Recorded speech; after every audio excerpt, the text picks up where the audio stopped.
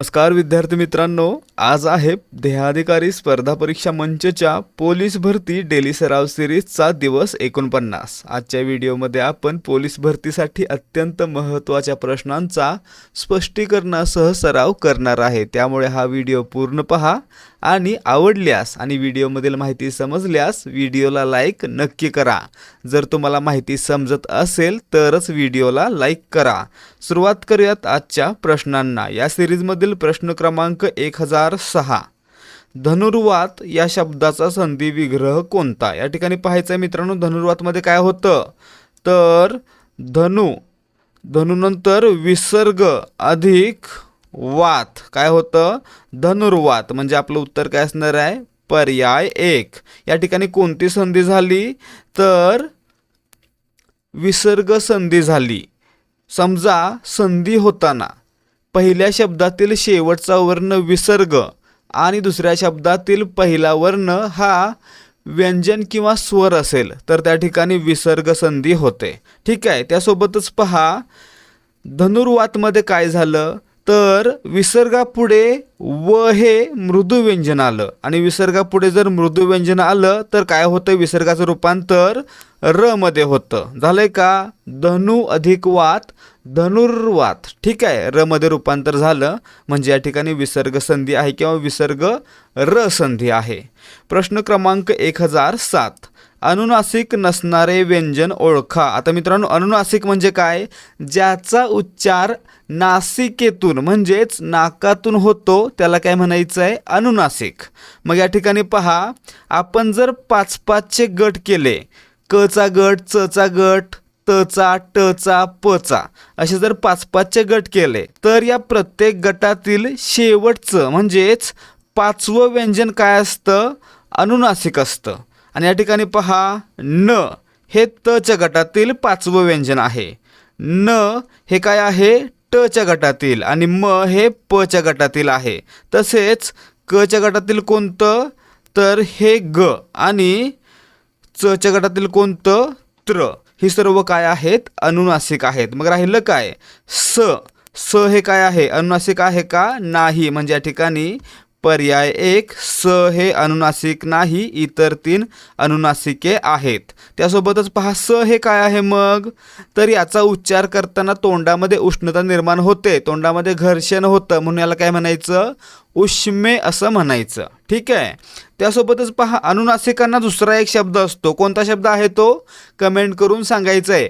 अनुनासिकांनाच दुसरा शब्द कोणता कमेंट करून नक्की सांगा. प्रश्न क्रमांक 1008. अरे कुठे चाललास इकडे या वाक्यातील अधोरेखित केवलप्रयोगी अव्ययाचा प्रकार ओळखा. या ठिकाणी पहा या वाक्यामध्ये केवलप्रयोगी अव्यय कोणता आहे अरे. केवलप्रयोगी अव्यय म्हणजे काय तर असा अविकारी शब्द जो वाक्यामध्ये फक्त वाक्याला शोभा आणण्यासाठी वापरला जातो आणि त्यामधून फक्त भावना व्यक्त केल्या जातात. तो शब्द वाक्याचा भाग नसतो आणि एक महत्त्वाची खूण कोणती आहे त्याच्यानंतर नेहमीच उद्गारवाचक चिन्ह आलेलं असतं. आता या ठिकाणी पहा मित्रांनो अरे, अरे अग आपण कधी बोलवतो कधी वापरतो तर एखाद्या व्यक्तीला बोलवताना हाक मारताना म्हणजेच संबोधन करताना काय करतो आपण अरे इकडे ये, अग हे पाहिलंस का. हे सर्व काय झाले तर एखाद्या व्यक्तीला संबोधताना वापरले गेलेले केवलप्रयोगी अव्यय म्हणून यांना काय म्हणणार आपण संबोधनदर्शक केवलप्रयोगी अव्यय असं म्हणणार म्हणजेच पर्याय 4. ठीक आहे. प्रश्न क्रमांक 1009. पुढीलपैकी कंठवर्ण ओळखा. मित्रांनो कंठवर्ण म्हणजे काय असतात तर ज्यांचा उच्चार करताना आपल्या कंठातून हवा बाहेर सोडली जाते त्यांना काय म्हणायचं कंठवर्ण. आणि मित्रांनो क चा जो गट आहे तो काय आहे कंठवर्णांचा आहे म्हणजेच पर्याय 3. त्यासोबतच पहा च चा जो गट आहे पर्याय 1 मध्ये दिलाय तो काय असतो तर याचा उच्चार करताना आपली जीभ आपल्या टाळूला स्पर्श करते म्हणून याला काय म्हणायचं तालव्य म्हणायचं. ठीक आहे.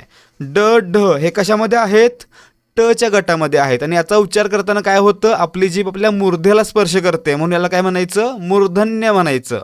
आणि राहिलं काय थ द आणि न हे त च्या गटातील आहेत. यांचा उच्चार करताना काय होतं आपली जीभ आपल्या दातांना स्पर्श करते म्हणून यांना काय म्हणायचं दंत्य म्हणायचं. ठीक आहे.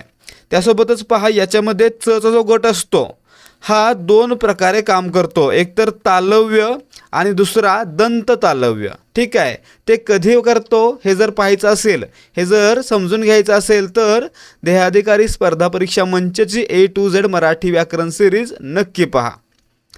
प्रश्न क्रमांक 1010. आम्ही सकाळी फिरायला जातो अधोरेखित शब्दाच्या सर्वनामाचा प्रकार कोणता? या ठिकाणी पाहायचं मित्रांनो, सर्वनाम कोणतं आहे? आम्ही. कधी वापरलं जातं? समजा दोन व्यक्ती किंवा दोन गट एकमेकांशी बोलतायत, त्यावेळी जर पहिला व्यक्ती किंवा पहिला गट स्वतःबद्दल माहिती सांगताना मी आम्ही यांचा वापर करत असेल तर त्यांना काय म्हणायचं? यांना म्हणायचं प्रथम पुरुषवाचक सर्वनाम. मी आणि आम्ही काय झाली? प्रथम पुरुषवाचक सर्वनाम झाली. आणि वर काय दिलेलं आहे? आम्ही, म्हणून काय झालं? हे प्रथम पुरुषवाचक सर्वनाम म्हणजेच पर्याय 4. समजा हे जे व्यक्ती आहेत ते काय करतायत? समोरच्या व्यक्तीला किंवा समोरच्या गटाला उद्देशून काहीतरी म्हणतायत. तू वेडा आहेस किंवा तुम्ही वेडे आहात. काय झालं? समोरच्या व्यक्तीला किंवा व्यक्तींच्या गटाला या ठिकाणी पहिल्या व्यक्तीने किंवा गटानं संबोधलं, त्यावेळी काय केलं? तू तुम्हीचा वापर केला, त्यावेळी त्यांना काय म्हणणार? द्वितीय पुरुषवाचक. ठीक आहे. आणि समजा हे दोन गट उभा राहिलेले आहेत आणि तिसरा व्यक्ती निघालाय, जर तिसऱ्या व्यक्तीला उद्देशून किंवा तिसऱ्या व्यक्तीचं नाव घेऊन दुसऱ्या व्यक्तीला काहीतरी माहिती सांगायची असेल आणि त्यावेळी ज्या सर्वनामांचा वापर केला जाईल त्यांना काय म्हणणार? तृतीय पुरुषवाचक.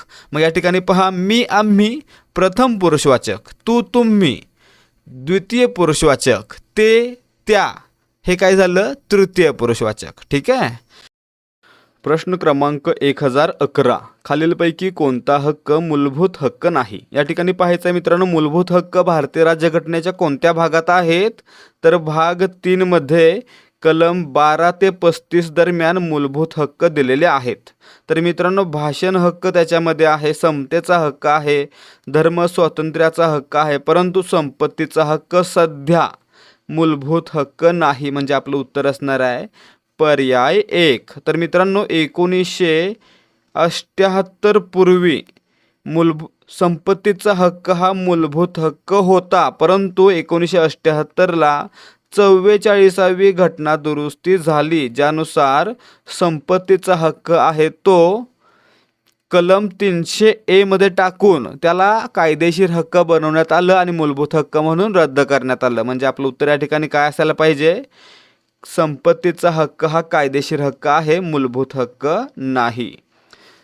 प्रश्न क्रमांक 1012. मोजक्या शब्दात सांगितलेले तत्व म्हणजे काय? मित्रांनो, मोजक्या शब्दात सांगितलेले तत्व म्हणजे काय असते? तर सूत्र असते. म्हणजे आपलं उत्तर पर्याय 3. पाठच ठेवायचं आहे. प्रश्न क्रमांक 1013. खालीलपैकी योग्य शब्द कोणता? या ठिकाणी पहा, आशीर्वाद पर्याय 2 प्रमाणे लिहायचा. ठीक आहे. आशीर्वाद शला काय असणार आहे? दुसरी वेलांटी आणि रफार कुठे असणार आहे? वावर असणार आहे. ठीक आहे. प्रश्न क्रमांक 1014. माझी आई तुझ्या वडिलांची बहीण लागते, तर तुझी आई माझी कोण? या ठिकाणी पहा, माझी आई तुझ्या वडिलांची बहीण म्हणजे तुझी आत्या लागते. तर मित्रांनो, तुझे वडील आहेत ते मला कोण लागतील? मामा लागतील. आणि तुझी आई आहे ती मला मामी लागेल. म्हणजे पर्याय 3 आपलं उत्तर असणार आहे. ठीक आहे. प्रश्न क्रमांक 1015. पायथागोरस सिद्धांत कोणता आहे? मित्रांनो, पायथागोरसचं प्रमेय किंवा सिद्धांत काय सांगतो? तर जर काटकोन त्रिकोण असेल तर काटकोन त्रिकोणामध्ये कर्णाची जी लांबी असेल त्याचा जो वर्ग असणार आहे तो काय असेल? त्रिकोणाच्या दोन्ही बाजूंच्या वर्गांच्या बेरजे इतका असेल. म्हणजे या ठिकाणी लक्षात काय ठेवायचं आहे? कर्ण वर्ग बरोबर पाया वर्ग म्हणजे पहिली बाजू वर्ग अधिक भुजा वर्ग म्हणजे दुसरी बाजू वर्ग. म्हणजे काय लक्षात ठेवलं आपण? या ठिकाणी पर्याय 3 कर्ण वर्ग बरोबर पाया वर्ग अधिक बाजू वर्ग. काय पाहिलं? थेरी काय सांगते? तर काटकोन त्रिकोणामध्ये कर्णाचा वर्ग हा इतर दोन बाजूंच्या वर्गांच्या बेरजे इतका असतो. ठीक आहे. प्रश्न क्रमांक 1016. गुजरात राज्यात उकाई प्रकल्प टिंबटिंब या नदीवर बांधण्यात आलेला आहे. मित्रांनो, उकाई प्रकल्प कोणत्या नदीवर आहे? तापी नदीवर आहे. म्हणजे आपलं उत्तर पर्याय 2. कोणत्या राज्यामध्ये आहे? गुजरात राज्यामध्ये आहे. त्यासोबतच पहा, तापी नदीचा उगम कोणत्या राज्यामध्ये होतो? कमेंट करून सांगा. महाराष्ट्र, मध्य प्रदेश, छत्तीसगड कोणत्या राज्यामध्ये होतो? कमेंट करून सांगायचं आहे. प्रश्न क्रमांक 1017. भारतात सर्वात मोठी बांगड्यांसाठी प्रसिद्ध बाजारपेठ कोणती? या ठिकाणी पहा मित्रांनो, उत्तर प्रदेशमधील फिरोजाबाद या ठिकाणी काच उद्योग मोठ्या प्रमाणात चालतो आणि मित्रांनो या ठिकाणीच काचेच्या बांगड्यांचा उद्योग देखील मोठ्या प्रमाणात चालतो. म्हणून आपलं उत्तर असणार आहे पर्याय 2 फिरोजाबाद. राज्य कोणतं? उत्तर प्रदेश. प्रश्न क्रमांक 1018. खालीलपैकी कोणते भारतीय रेल्वेच्या रुळांचे मापन नाही ते ओळखा. आता मित्रांनो, भारतीय रेल्वेच्या रुळांचं मापन कसं होतं? एक असतो ब्रॉड गेज, एक असतो मीटर गेज, एक असतो नॅरो गेज. परंतु स्टँडर्ड गेज असा काही प्रकार आहे का? नाही. म्हणजे पर्याय 3 आपलं उत्तर असणार आहे. हे रुळांच्या मापनाचं एकक किंवा परिमाण नाही. प्रश्न क्रमांक 1019. खालीलपैकी कोणते ठिकाण दिल्ली येथे आहे? मित्रांनो या ठिकाणी पहा, चार मिनार हैदराबाद, हँगिंग गार्डन मुंबई आणि जंतर मंतर दिल्ली या ठिकाणी. म्हणजे आपलं उत्तर पर्याय 2. जंतर मंतर कोणी बांधलेलं होतं? तर सवाई जयसिंग दुसरा. ठीक आहे, सवाई जयसिंग दुसरा यानं जंतर मंतर बांधलेलं आहे. आणि हे काय आहे? तर एक खगोलशास्त्रीय वेधशाळा आहे, ज्या ठिकाणी आपण ताऱ्यांचा अभ्यास करू शकतो किंवा ताऱ्यांना पाहू शकतोय. ठीक आहे. प्रश्न क्रमांक 1020. कॅप्टन, लेफ्टनंट, कमांडर हे पद खालीलपैकी कोणत्या दलाशी निगडीत आहे? मित्रांनो, कॅप्टन, लेफ्टनंट, कमांडर ही जी पदं आहेत ती नौदलाशी म्हणजेच इंडियन नेव्हीशी संबंधित आहेत. म्हणजे आपलं उत्तर पर्याय 2. प्रश्न क्रमांक 1021. रिझर्व्ह बँक ऑफ इंडियाचे राष्ट्रीयकरण टिंबटिंब रोजी झाले. मित्रांनो, रिझर्व्ह बँक ऑफ इंडिया म्हणजे RBI स्थापना कधी झालेली होती? 1935 साली. आणि मित्रांनो 1 जानेवारी 1949ला या बँकेचं राष्ट्रीयकरण म्हणजेच नॅशनलायझेशन झालेलं आहे. म्हणजे आपलं उत्तर पर्याय 1. त्यासोबतच पहा, SBI स्टेट बँक ऑफ इंडिया RBIच्या अगोदर मध्यवर्ती बँकेचं काम करत होते. आणि मित्रांनो SBIचं राष्ट्रीयकरण कधी झालं? 1955 साली. लक्षात ठेवायचं आहे, RBIची स्थापना 1935, राष्ट्रीयकरण 1949 आणि SBIचे राष्ट्रीयकरण 1955. ठीक आहे. प्रश्न क्रमांक 1022. स्टेनलेस स्टीलमध्ये कशाचा समावेश होत नाही? मित्रांनो या ठिकाणी पाहायचं आहे, स्टेनलेस स्टील कसं बनतं? लोखंडामध्ये कार्बन आणि क्रोमियम मिळून बनतं. म्हणजे या ठिकाणी 1 आणि 4 हे लोखंडामध्ये मिळून काय बनणार? स्टेनलेस स्टील बनणार. परंतु त्याच्यामध्ये नायक्रोम असतो का? नायक्रोम नसतो. म्हणजेच पर्याय 3 आपलं उत्तर आहे. नायक्रोमचा वापर कशासाठी केला जातो? इस्त्रीमध्ये किंवा विद्युत भट्टीमध्ये केला जातो. ठीक आहे. प्रश्न क्रमांक 1023. कासव हा कोणत्या वर्गातील प्राणी आहे? मित्रांनो, कासव हा सरपटणाऱ्या म्हणजेच सरीसृप वर्गातील प्राणी आहे. म्हणजे आपलं उत्तर पर्याय 3. याच्यामध्ये काय काय येतील? तर साप येईल, मगर येईल, कासव येईल. ठीक आहे. प्रश्न क्रमांक 1024. भारताचा प्रथम कायदाधिकारी म्हणून टिंबटिंब यांना ओळखतात. मित्रांनो, भारताचे प्रथम कायदेशीर सल्लागार किंवा भारताचे सर्वोच्च कायदा अधिकारी म्हणून कोणाला संबोधलं जातं? तर भारताचे महान्यायवादी यांना संबोधलं जातं. म्हणजे आपलं उत्तर पर्याय 4. हे काय करतात? कोणत्याही न्यायालयात भारत सरकारची बाजू मांडू शकतात आणि भारत सरकारला कायदेशीर सल्ला देखील देऊ शकतात. तसेच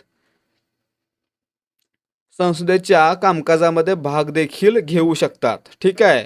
तर मित्रांनो, यांची नियुक्ती भारतीय राज्यघटनेच्या कोणत्या कलमानुसार केली जाते किंवा या पदाची तरतूद भारतीय राज्यघटनेच्या कोणत्या कलमामध्ये आहे? कलम 76 मध्ये. ठीक आहे.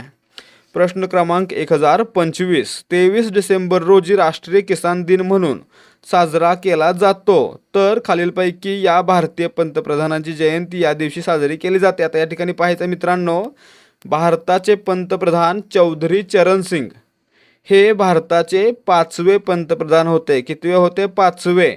आणि मित्रांनो, यांची जयंती म्हणजेच 23 डिसेंबर हा दिवस दरवर्षी राष्ट्रीय किसान दिवस म्हणून साजरा केला जातो. म्हणजेच आपलं उत्तर असणार आहे पर्याय 4, चौधरी चरण सिंग.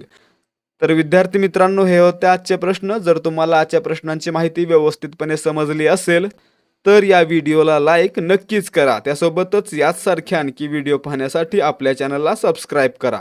भेटूयात या सिरीजच्या पुढच्या भागामध्ये. जय हिंद आणि जय महाराष्ट्र.